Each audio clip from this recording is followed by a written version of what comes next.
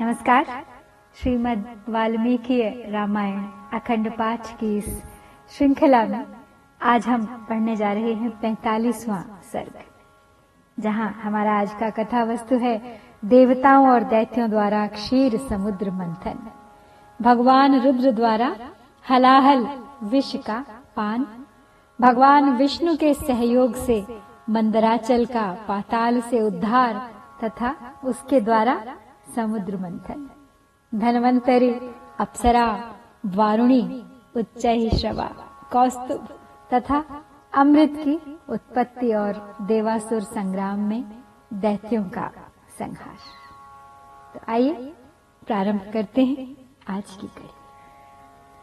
विश्वामित्र वचः श्रुत्वा राघवः सह लक्ष्मणः विस्मयं परमं गत्वा विश्वामित्रम् अथ ब्रवीत् अत्यद्भुतम् इदं ब्रह्मन् कथितं परमं त्वया गंगावतरणं पुण्यं सागरस्यापि पूर्णम् क्षणभूतेव नवरात्रिः संवृत्तेयं परन्तप इमां चिन्तयतोः सर्वाम् निखिलेन कथां तव। तस्य सा शर्वरी सर्वा मम सौमित्रिणा सह जगाम चिन्तयानस्य विश्वामित्र कथां शुभाम्। ततः प्रभाते विमले विश्वामित्रं तपोधनम् उवाच राघवो वाक्यम् कृताहनिकम् अरिन्दमः। तो विश्वामित्र जी की बातें सुनकर लक्ष्मण सहित श्री रामचंद्र जी को बड़ा विस्मय हुआ। वे मुनि से इस प्रकार बोले, हे ब्रह्मन, आपने गंगा जी के स्वर्ग से उतरने और समुद्र के भरने की यह बड़ी उत्तम और अत्यंत अद्भुत कथा सुनाई है।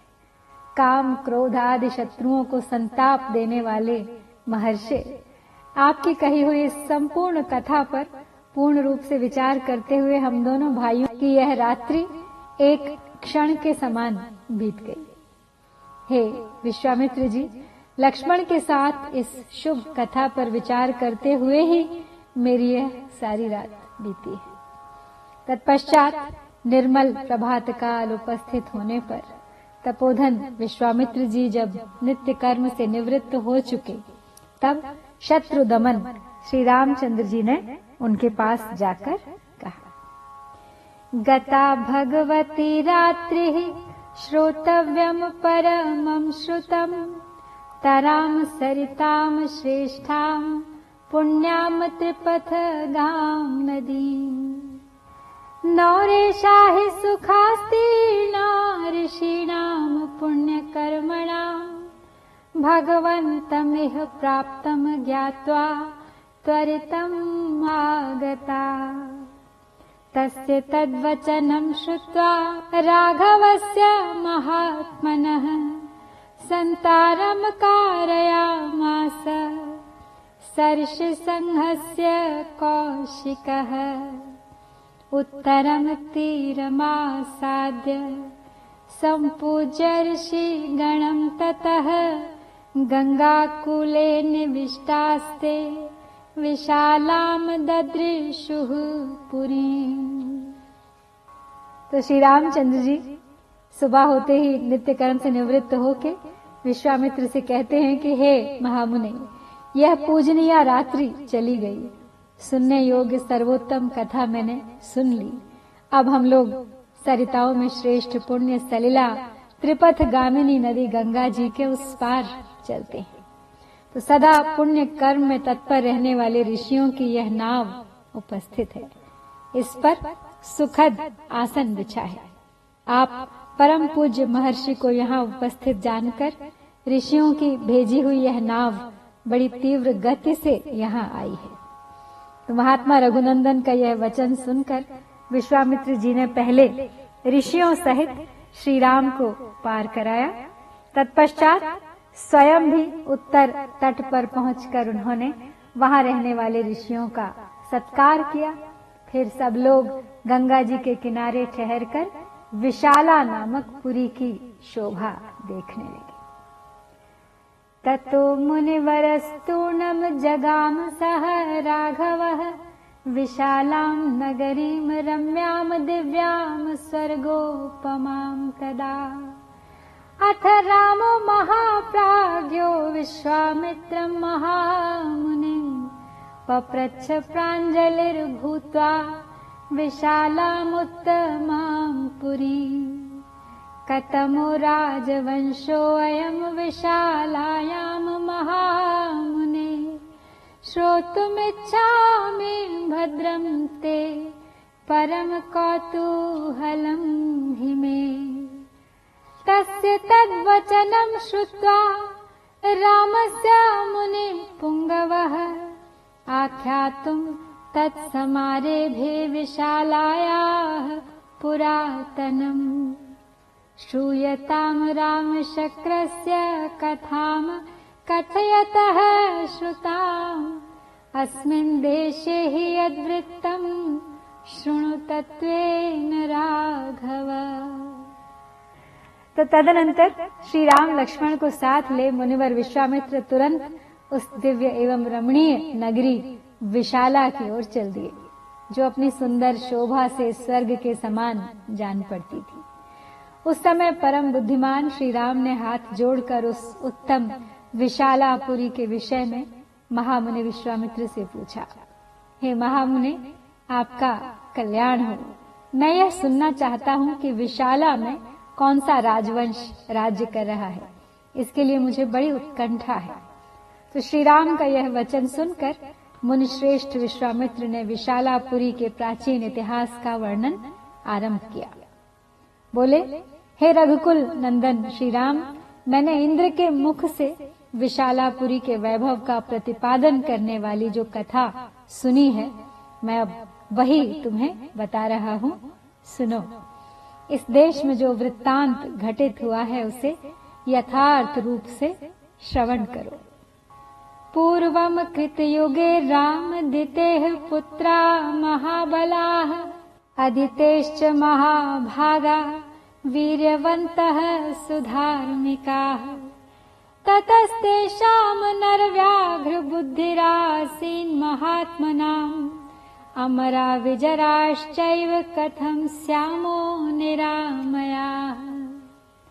तेषां चिन्तयतां तत्र बुद्धिरासीद्विपश्चिताम् क्षीरोदमथनं कृत्वा रसं प्राप्स्याम तत्र वै। ततो निश्चित्य मथनं योक्त्रं कृत्वा च वासुकिं मंथानं मंदरं कृत्वा ममंथुरमितौ जसः। तो विशालापुरी के बारे में बताते हुए विश्वामित्र जी कहते हैं कि हे श्री राम, पहले सत्य युग में दिति के पुत्र दैत्य बड़े बलवान थे और अदिति के परम धर्मात्मा पुत्र महाभाग देवता भी बड़े शक्तिशाली थे। तो हे पुरुष सिंह, उन महामना दैत्यों और देवताओं के मन में यह विचार हुआ कि हम कैसे अजर अमर और निरोग हों। तो इस प्रकार चिंतन करते हुए उन विचारशील देवताओं और दैत्यों की बुद्धि में यह बात आई कि हम लोग यदि क्षीर सागर का मंथन करें तो उसमें निश्चय ही अमृतमय रस प्राप्त कर लेंगे। तो समुद्र मंथन का निश्चय करके उन अमित तेजस्वी देवताओं और दैत्यों ने वासुकी नाग को रस्सी और मंदराचल को मथानी बनाकर क्षीर सागर को मथना आरंभ किया। अथ वर्ष सहस्रेण योक्त्र सर्प शिरांसि च वमन्तो अतिविषं तत्र दधंशुर्दशनैः शिलाः। उत्पपाताग्निसङ्काशं हालाहलं महाविषं तेन दग्धं जगत् सर्वं सदेवासुरमानुषम्। अथ देवा महादेवं शङ्करं शरणार्थिनः जग्मुः पशुपतिं रुद्रं त्राहि त्राहीति तुष्टुवुः। तो इस प्रकार 1000 वर्ष बीत गए समुद्र को मथते हुए, और 1000 वर्ष बीतने पर रस्सी बने हुए सर्प के बहुसंख्यक मुख अत्यंत विष उगलते हुए वहां मंदराचल की शिलाओं को अपने दांतों से डसने लगे। अतः उस समय वहां अग्नि के समान दाहक हालाहल नामक महाभयंकर विष ऊपर को उठा। उसने देवता, असुर और मनुष्यों सहित संपूर्ण जगत को दग्ध करना आरंभ कर दिया। तो यह देखकर देवता लोग शरणार्थी होकर सबका कल्याण करने वाले महान देवता पशुपति रुद्र की शरण में गए और त्राहि त्राहि की पुकार लगाकर उनकी स्तुति करने लगे। एवं मुक्तस्ततो देवैर्देव देवेश्वरः प्रभुः प्रादुरासीत् ततो अत्रैव शङ्खचक्रधरो हरिः। उवाचैनं स्मितं कृत्वा रुद्रं शूलधरं हरिः दैवतैर्मध्यमाने तु यत्पूर्वं समुपस्थितम् तत् त्वदीयं सुरश्रेष्ठः सुराणामग्रतो हि यत् अग्रपूजामिह स्थित्वा गृहाणेदं विषं प्रभो। इत्युक्त्वा च सुरश्रेष्ठस्तत्रैवान्तरधीयत देवतानां भयं दृष्ट्वा श्रुत्वा वाक्यं तु शार्ङ्गिणः हालाहलं विषं घोरं सञ्जग्राहामृतोपमं देवान् विसृज्य देवेशो जगाम भगवान् हरः। ततो देवासुराः सर्वे ममन्थु रघुनन्दन प्रविवेशात् पातालम् मंथानः पर्वतोत्तमः। तो देवताओं के इस प्रकार त्राहि त्राहि करने पर, उनकी पुकार सुनने पर देव देवेश्वर भगवान शिव वहां प्रकट हो गए और फिर वहीं शंख चक्रधारी भगवान श्री हरि भी उपस्थित हो गए। तो श्री हरि ने त्रिशूलधारी भगवान रुद्र से मुस्कुराकर कहा, हे सुरश्रेष्ठ, देवताओं के समुद्र मंथन करने पर जो वस्तु सबसे पहले प्राप्त हुई है वह आपका भाग है, क्योंकि आप सब देवताओं में अग्रगण्य हैं। तो प्रभु, अग्र पूजा के रूप में प्राप्त हुए इस विष को आप यहीं खड़े होकर ग्रहण करें। तो ऐसा कहकर देव शिरोमणि विष्णु वहीं अंतर्धान हो गए और देवताओं का भय देखकर और भगवान विष्णु की पूर्वोक्त बात सुनकर देवेश्वर भगवान रुद्र ने उस घोर हालाहल विष को अमृत के समान मानकर अपने कंठ में धारण कर लिया तथा देवताओं को विदा करके वे अपने स्थान को चले गए। तो हे रघुनंदन, तत्पश्चात देवता और असुर सब मिलकर क्षीर सागर का मंथन करने लगे और उस समय मथानी बना हुआ वो उत्तम पर्वत मंदर पाताल में घुस गया। ततो देवाः सगन्धर्वास्तुष्टुवुर्मधुसूदनम् त्वं गतिः सर्वभूतानां विशेषेण दिवौकसाम् पालयास्मान् महाबाहो गिरिमुद्धर्तुमर्हसि इति श्रुत्वा ऋषिकेशः कामठं रूपमास्थितः पर्वतं पृष्ठतः कृत्वा शिष्ये तत्रो दधौ हरिः पर्वताग्रतुलोकात्मा हस्तेनाक्रम्य केशवः देवानां मध्यतः स्थित्वा ममन्थ पुरुषोत्तमः अथ वर्षसहस्रेण आयुर्वेदमय पुमान् उदतिष्ठत् सुधर्मात्मा सदण्डः सकमण्डलुः पूर्वं धन्वन्तरिर्नाम अप्सराश्च सुवर्चसः। तो हे रघुनंदन, तब देवता और गंधर्व भगवान मधुसूदन की स्तुति करने लगे कि हे महाबाहो, आप ही संपूर्ण प्राणियों की गति हैं, विशेषतः देवताओं के अवलंबन तो आप ही हैं। अब आप हमारी रक्षा करें और इस पर्वत को ऊपर उठाएं। तो यह सुनकर भगवान ऋषिकेश ने कच्छप का रूप धारण कर लिया और उस पर्वत को अपनी पीठ पर रखकर वे श्री हरि के वहीं समुद्र के भीतर सो गए। तो फिर विश्वात्मा पुरुषोत्तम भगवान केशव उस पर्वत शिखर को हाथ से पकड़कर देवताओं के बीच में खड़े हो स्वयं भी समुद्र का मंथन करने लगे। तदनंतर 1000 वर्ष बीतने पर उस क्षीर सागर से एक आयुर्वेदमय धर्मात्मा पुरुष प्रकट हुए, जिनके एक हाथ में दंड और दूसरे में कमंडल था। उनका नाम धन्वंतरी था। उनके प्राकट्य के बाद सागर से सुंदर कांति वाली बहुत सी अप्सराएं प्रकट हुई। अप्सु निर्मथना देव रसात् तस्माद्वर स्त्रियः उत्पेतुर्मनुज श्रेष्ठ तस्मादप्सरसो भवन्। षष्टिः कोट्यो अभवंस्तासाम् अप्सराणाम् सुवर्चसाम् असंख्येयास्तु काकुत्स्थयास्तासाम् यास्तासाम् परिचारिकाः नताः स्म प्रतिगृह्णन्ति सर्वे ते देवदानवाः अप्रतिग्रहणा देवता वै साधारणा स्मृताः। वरुणस्य ततः कन्या वारुणी रघुनंदन उत्पपात महाभागा मार्गमाणा परिग्रहम्। तो नरश्रेष्ठ, मंथन करने से ही अप यानी जल में उनके रस से वे सुंदरी स्त्रियां उत्पन्न हुई, इसीलिए वे अप्सरा कहलाई। तो हे काकुत्स्थ, उन सुंदर कांति वाली अप्सराओं की संख्या 60 करोड़ थी और जो उनकी परिचारिकाएं थी उनकी गणना तो की ही नहीं जा सकती, वे सब असंख्य थी।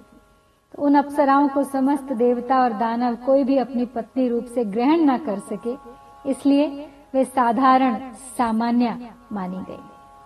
तो हे रघुनंदन, तदनंतर वरुण की कन्या वारुणी, जो सुरा की अभिमानिनी देवी थी, प्रकट हुई और अपने को स्वीकार करने वाले पुरुष की खोज करने लगी। दितेह पुत्रानताम राम जगृहुर्वरुणात्मजाम अदितेस्तु सुता वीर जगृहुस्तामनिन्दिताम् असुरास्तेन दैतेयाः सुरास्तेनादितेः सुता हृष्टाः प्रमुदिताश्चासन् वारुणी ग्रहणात् सुराः उच्चैः श्रवाः श्रेष्ठो मणिरत्नं च कौस्तुभम् उदतिष्ठन् नरश्रेष्ठ तथैवामृतमुत्तमम् अथ तस्य कृते राम महानासीत्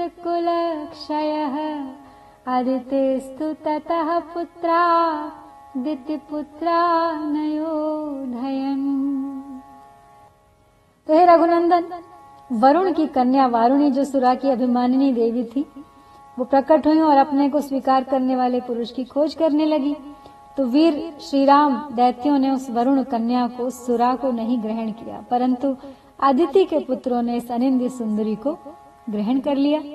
तो सुरा से रहित होने के कारण ही दैत्य असुर कहलाए और सुरा सेवन के कारण ही अदिति के पुत्रों की सुर संज्ञा हुई। तो वारुणी को ग्रहण करने से देवता लोग हर्ष से उत्फुल्ल एवं आनंद मग्न हो गए। तो हे नरश्रेष्ठ, तदनंतर घोड़ों में उत्तम उच्चैः श्रवा मणिरत्न कौस्तुभ तथा परम उत्तम अमृत का प्राकट्य हुआ। तो हे श्री राम, उस अमृत के लिए देवताओं और असुरों के कुल का महान संहार हुआ। अदिति के पुत्र दिति के पुत्रों के साथ युद्ध करने लगे।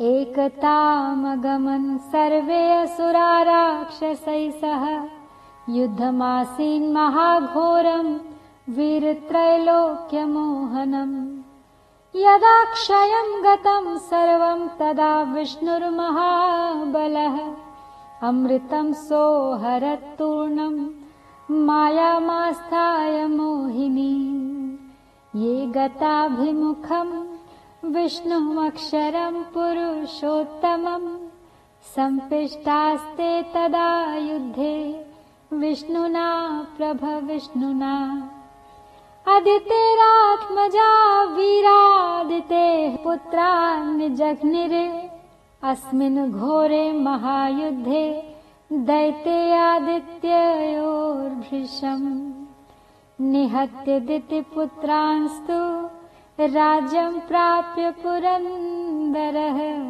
शशास मुदितो लोकान् सर्षसंहान सचारणा। तो समस्त असुर राक्षसों के साथ मिलकर एक हो गए। वीर देवताओं के साथ उनका महाघोर संग्राम होने लगा, जो तीनों लोकों को मोह में डालने वाला था।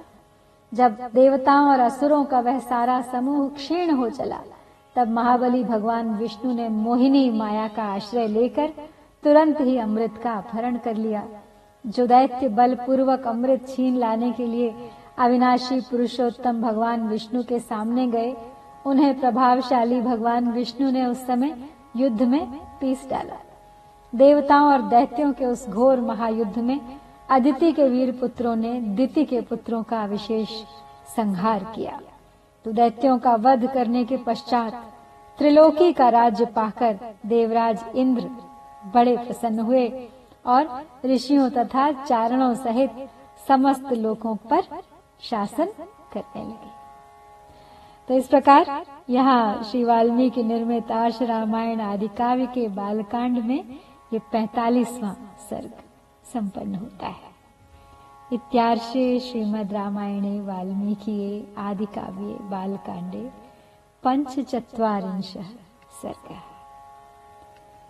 ओम श्री सीतारामचंद्राभ्याम्